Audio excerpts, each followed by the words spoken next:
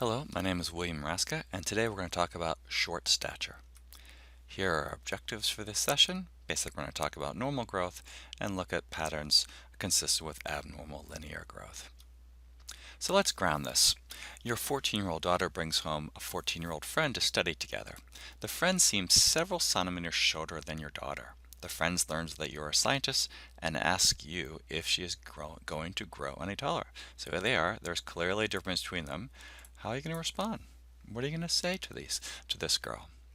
Hopefully by the end of this session, we'll be able to make some good decisions. So as we've discussed in other modules, in pediatrics we measure a lot of things in children. We measure weight and head circumference, but in this session we're really talking about linear growth. So we're going to measure length, height, and importantly this concept of height velocity, how quickly the height is changing each year. And a new term that we haven't discussed before is this concept of mid-parental height. It's an important ratio we think about in pediatrics.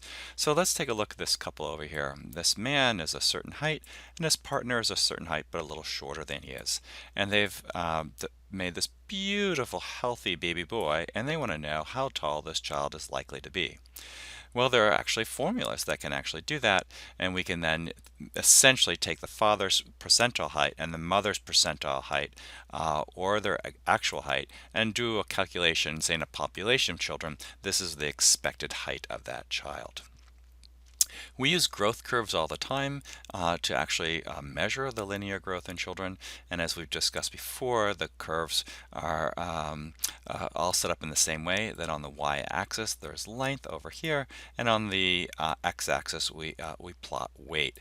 And we're looking at a population of healthy U.S. children. These are not children born small for gestational or prematurely, or they don't have Down syndrome. So it's just a population of healthy children, and we can plot them compared to that population over in time and look for a pattern. And this would be the curve for girls birth to 36 months of age, and this would be the curve for 2 to 20 years of age. And importantly, when we make a measurement, say right at this point in time, we're saying at this point in time here, this child is taller than 50% of the population.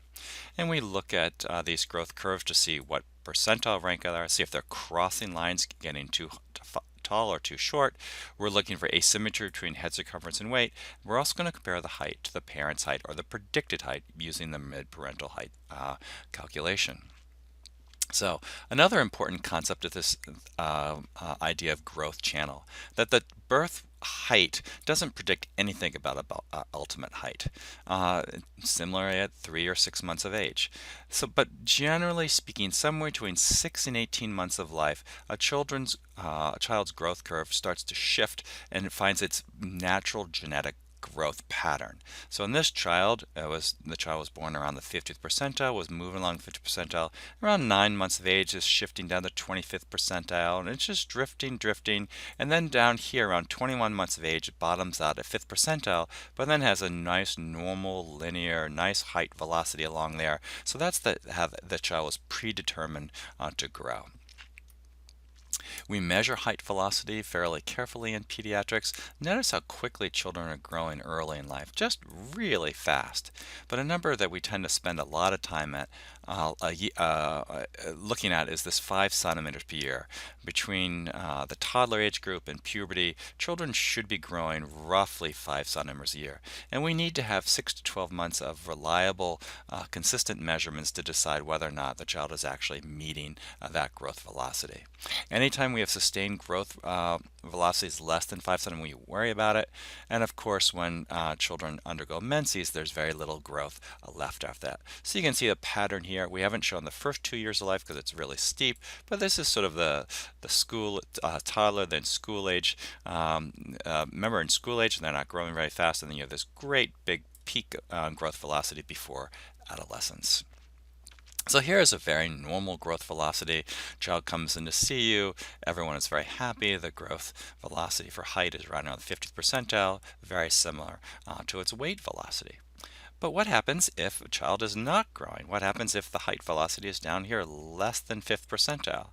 And we define short stature as a height less than 2 standard deviations below the mean for children of that sex and chronologic age, which usually means they're less than the 3rd percentile. That's that rank. That's that curve right here. So we'd say this person has short stature. Now, it may be normal, abnormal, but nonetheless is considered shorter than average. So when we think about short stature, we have to think about the history. When do the parents undergo their growth spurts? When did the mother have her first period? Because that has some implication for the child. And we have to look at the height of the parents. If the parents are both shorter than average, then likelihood the child will be shorter than average. We look for signs and symptoms that would suggest an underlying condition. And we have some measurements that we're going to follow the growth curve. But important, we're going to do a bone age. So what does a bone age do?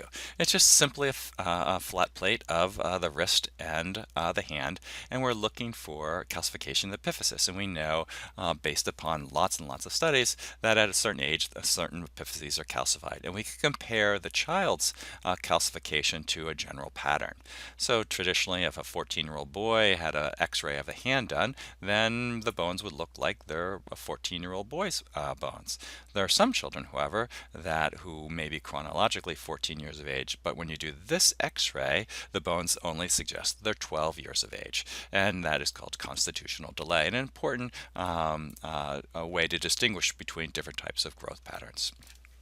So short stature, we said earlier, can be a variant of normal, it can be familial or genetic. There's this idea of constitutional delay, idiopathic short stature, and then a variety of illnesses can cause short stature. We're going to talk about one, which is hypothyroidism, but any chronic illness can lead to this. And briefly, we're going to talk about a chromosomal abnormality, Turner syndrome.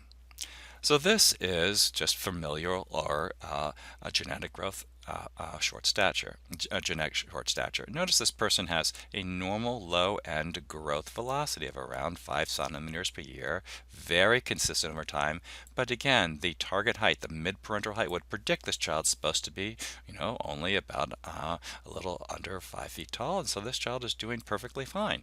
And this is another one. It's not quite as dramatic, right on the 3rd percentile, very normal pattern. It matches with the target height. This would be just simply familial short stature.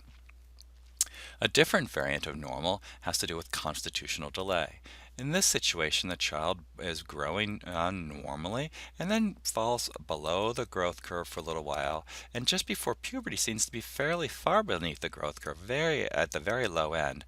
And then later than the peers, the child actually then has catch-up growth. This is where the bone age comes in handy. Just say the bones are just lagging behind the chronological age, and these children actually reach their target height.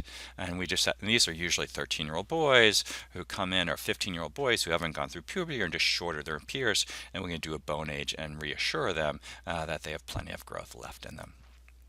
If we were going to compare familial short stature and constitutional delay in children, we can see that the height, and they're both going to be a little short, but the bone age is not delayed versus delayed. The growth rate is normal to slightly delayed, and the height prognosis is a little bit poor, just because it's genetically determined, whereas in constitutionally they have their normal target height in a normal range.